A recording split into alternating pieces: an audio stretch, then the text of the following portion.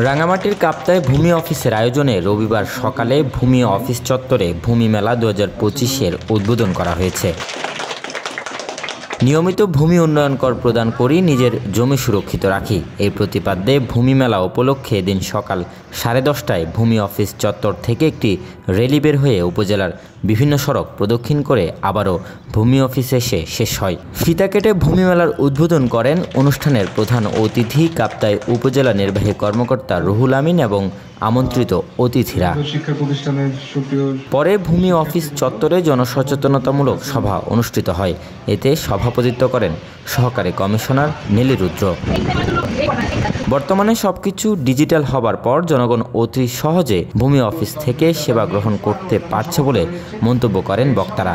এ সময় ভূমি মেলা উপলক্ষে জনগণের উপস্থিতিতে গণশুনানি অনুষ্ঠিত হয়। 3 দিন ব্যাপী এই ভূমি মেলা আগামী মঙ্গলবার সমাপ্ত হবে। কাপ্তাই প্রতিনিধি ঝুলন দত্তের পাঠানো তথ্যচিত্রে ডেস্ক রিপোর্ট, নিউজ নাও 24।